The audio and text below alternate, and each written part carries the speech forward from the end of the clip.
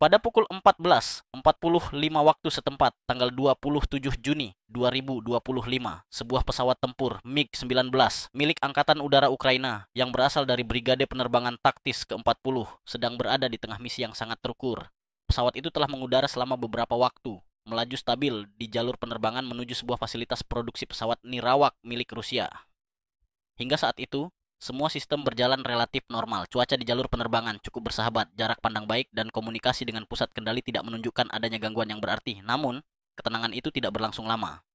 Dalam sekejap, ketika indikator pada antarmuka persenjataan di kokpit memunculkan peringatan mengenai tegangan listrik, sang pilot terpaksa melakukan manuver cepat. Pesawat miring tajam ke kiri, sebuah reaksi instingtif untuk mengantisipasi potensi masalah teknis, sekaligus mempersiapkan diri terhadap kemungkinan ancaman.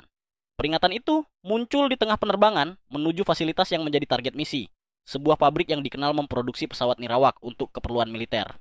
Hanya beberapa detik kemudian, penerima peringatan radar di kokpit berbunyi nyaring.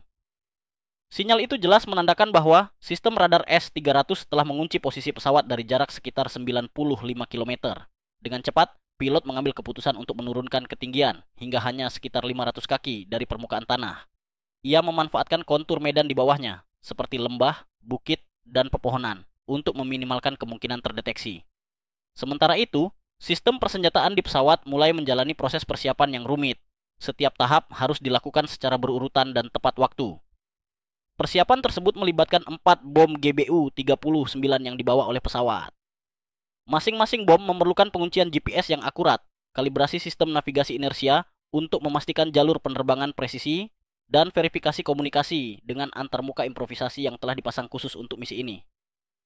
Semua ini bukan hanya soal menekan tombol, ada serangkaian proses teknis yang harus berlangsung selama sekitar 30 detik per tahap.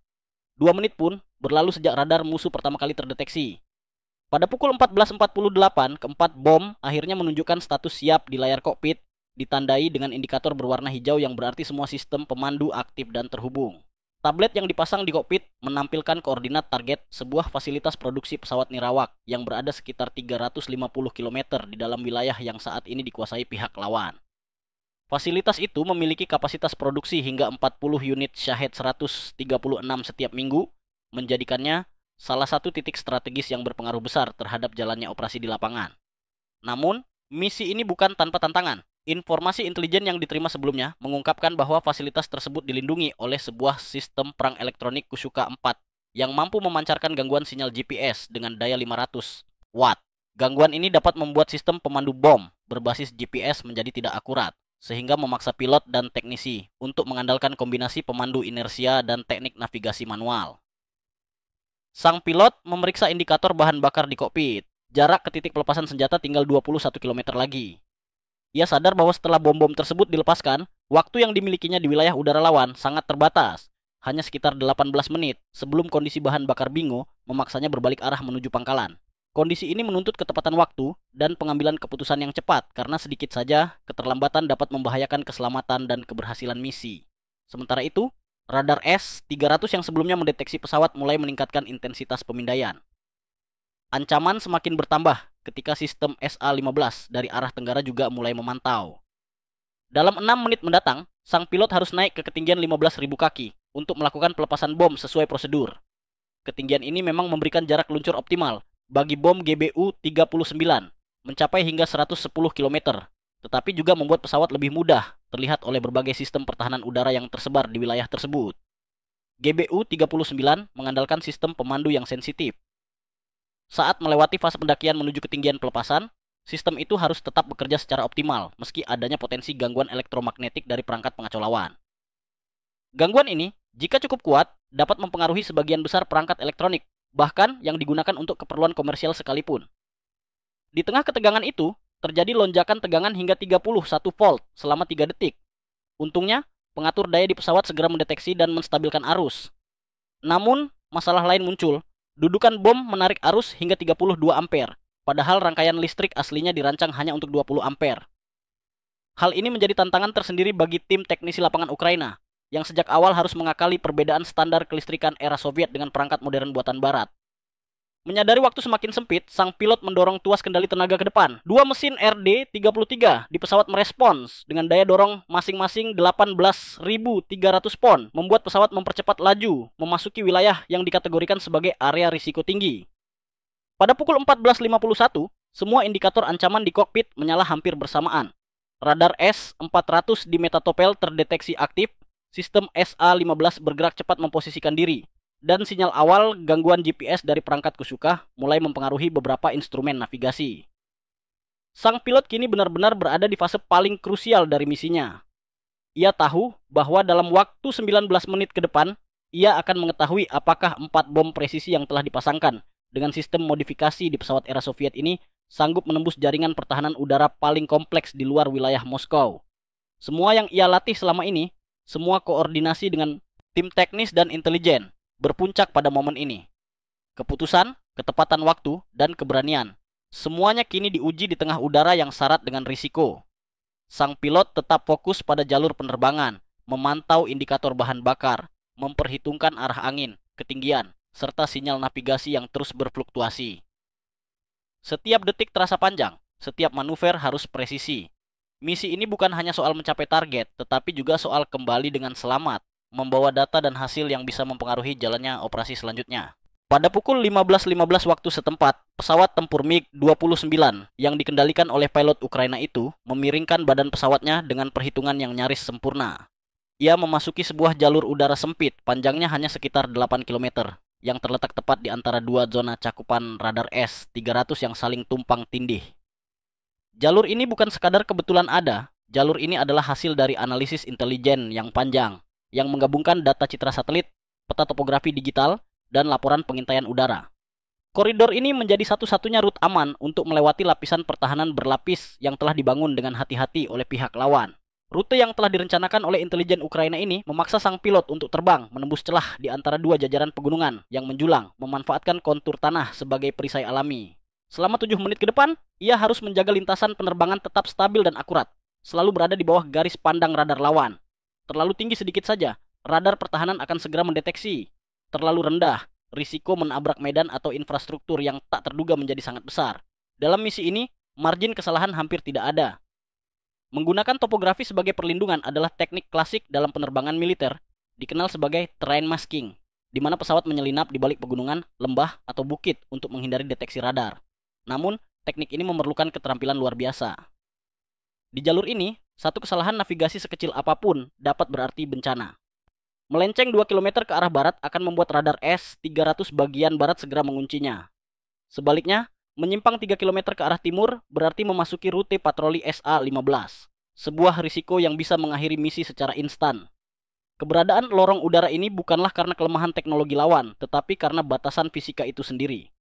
Radar S-400 di dekat metatopel, walaupun canggih, tetap tunduk pada hukum kelengkungan bumi, sehingga tidak mampu melihat objek terbang di bawah ketinggian 800 kaki pada jarak ini.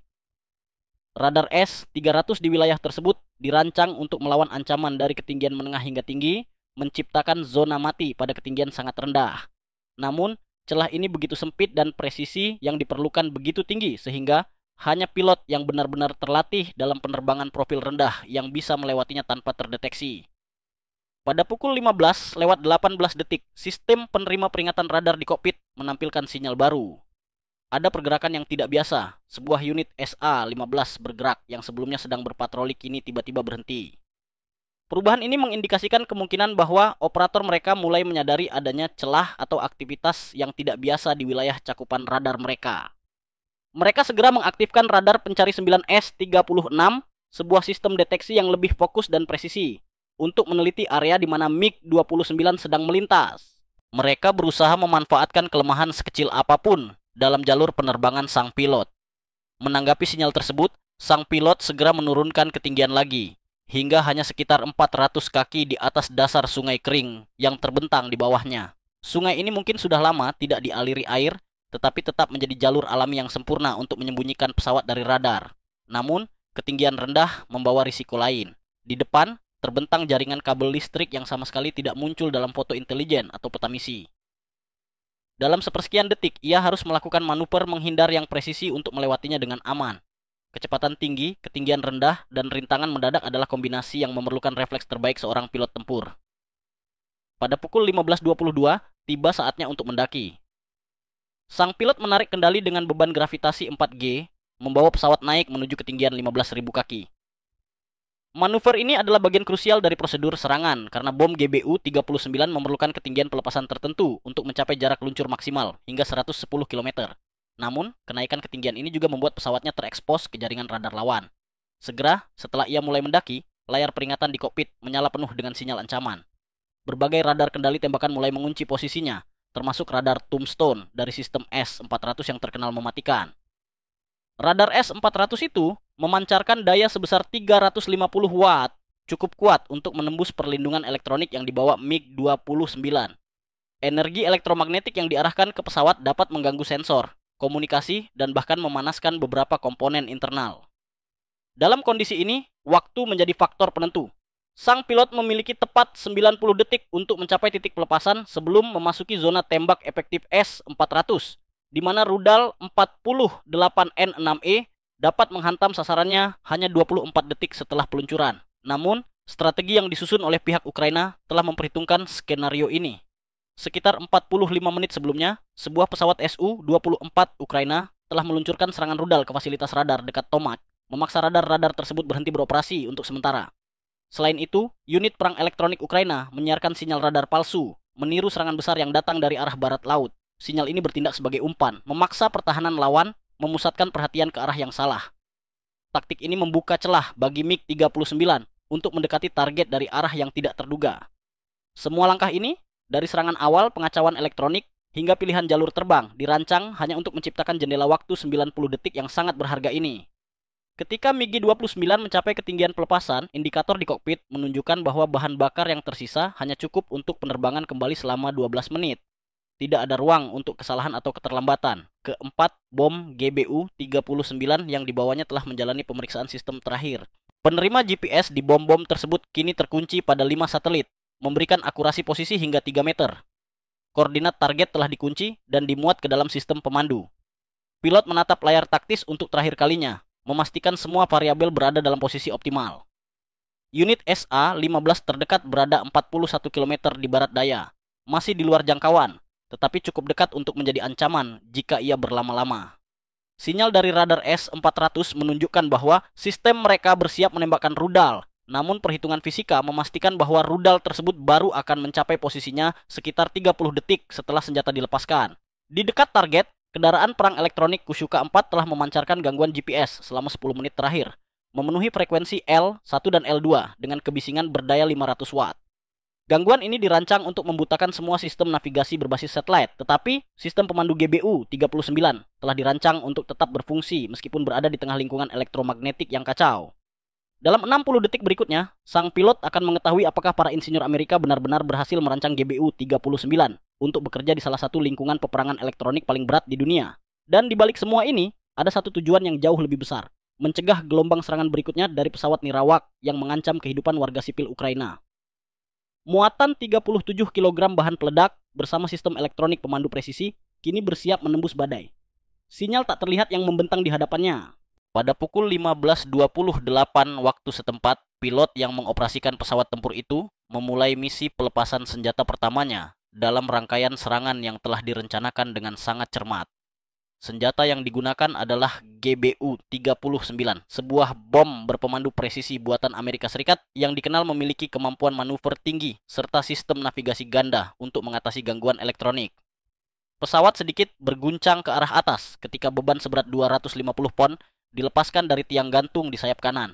Begitu bom pertama terpisah, penerima GPS internal bom tersebut langsung mendeteksi adanya gangguan sinyal yang masif di seluruh kanal frekuensi GPS yang digunakannya. Gangguan ini bukanlah hal kecil, seluruh spektrum sinyal satelit diacak sehingga koordinat yang diterima menjadi tidak dapat diandalkan. Namun, sistem komputer navigasi di dalam bom telah diprogram untuk menghadapi skenario seperti ini. Dalam waktu hanya 200 milidetik, komputer navigasi bom mencatat bahwa rasio sinyal terhadap noise, signal to noise ratio out SNR, jatuh di bawah ambang batas yang dianggap aman. Begitu ambang ini terlewati, sistem secara otomatis dan tanpa jeda beralih dari mode navigasi berbasis GPS ke mode navigasi inersial Navigation System (INS). yang menggunakan giroskop dan akselerometer untuk menghitung posisi. Di lokasi lain, sekitar 82 km jauhnya, para operator unit perang elektronik Kushuka 4 sama sekali tidak menyadari bahwa sistem pengacau sinyal mereka baru saja menonaktifkan dirinya sendiri secara tidak langsung. Mereka masih percaya bahwa pengacauan mereka akan memaksa bom untuk tersesat. 6 detik setelah pelepasan pertama, pilot melepaskan senjata kedua dari tiang gantung di sayap kiri.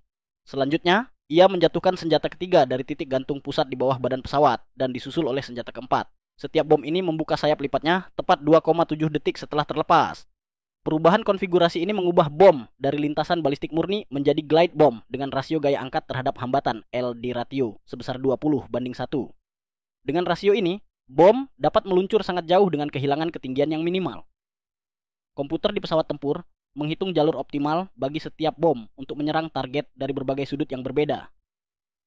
Hal ini dilakukan untuk memastikan bahwa tidak ada sistem pertahanan titik yang dapat menargetkan keempat bom secara bersamaan.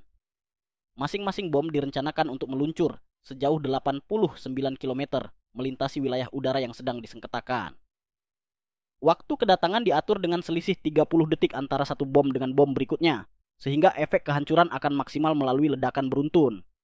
Segera setelah pelepasan, pilot melakukan manuver inverted roll, membalikkan pesawat, lalu menarik gaya 5G menuju tanah, memanfaatkan kecepatan dan topografi untuk keluar dari jangkauan radar musuh. Radar Warning Receiver (RWR) di kokpit menunjukkan bahwa radar pelacak SA-15 musuh baru saja beralih ke mode tracking, tanda bahwa operator pertahanan udara mereka mulai menyadari serangan yang sedang terjadi. Baterai pertahanan udara terdekat segera menembakkan dua rudal 949 pada pukul 15.20 9.15. Namun perhitungan intersepsi menunjukkan bahwa rudal tersebut akan mencapai titik potong 45 detik setelah pesawat MiG menghilang di balik perlindungan medan. Dari sisi fisika dan geometri, hasilnya sudah jelas.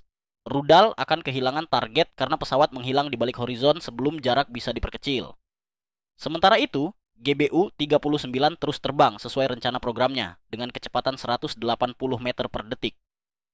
Komputer di dalam setiap bom melakukan pembaruan data navigasi 20 kali setiap detik, membandingkan data dari akselerometer dengan waypoint yang telah diprogram sebelumnya di memori internal. Ketika sinyal GPS menembus sebentar melalui area gangguan pada pukul 15.31, bom-bom tersebut segera memperbarui posisinya dan memastikan bahwa mereka masih berada dalam deviasi kurang dari 8 meter dari jalur yang direncanakan. Sistem ENS tetap mempertahankan akurasi tinggi meskipun terbang melalui lingkungan peperangan elektronik paling ketat di dunia. Bom pertama mengidentifikasi targetnya pada pukul 15.30 2.44 menggunakan sensor inframerah pasif yang tidak berpendingin. Atap logam gedung perakitan memancarkan panas yang berbeda dibandingkan bangunan di sekitarnya, menciptakan citra termal unik. Algoritma pengenalan gambar di bom membandingkan pola ini dengan citra referensi yang tersimpan, menghasilkan tingkat kepercayaan 94%. Senjata tersebut kemudian melakukan penyesuaian lintasan terakhir dengan memanipulasi gerakan elepon ekor agar menghantam pada sudut 68 derajat, sudut yang dipilih untuk memaksimalkan daya penetrasi terhadap struktur atap. Bom kedua menghantam bengkel elektronik 28 detik kemudian. Bangunan ini adalah lokasi stasiun pemrograman sistem navigasi, tempat autopilot buatan Iran dikonfigurasi untuk misi tertentu.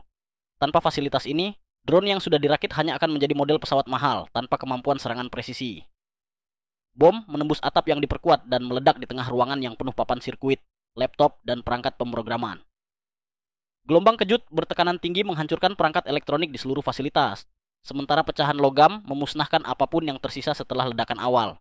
Bom GBU-39 ketiga menghantam gudang penyimpanan pada detik 1533 dan detik 41 waktu sistem senjata. Intelijen memperkirakan terdapat 15 hingga 20 drone Shahed 136 yang telah selesai dirakit di sana, siap untuk dikerahkan. Setiap drone membawa 40 kg bahan peledak yang menyebabkan ledakan sekunder besar saat bom ILS meledak di tengahnya.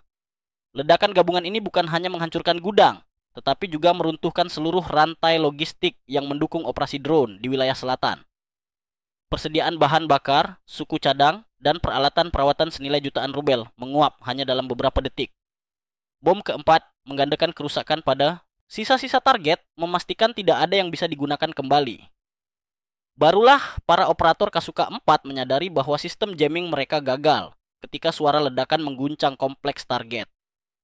Sistem mereka sebenarnya bekerja persis seperti yang dirancang, mengacaukan sinyal GPS sehingga senjata musuh diharapkan akan meleset jauh ke lahan kosong.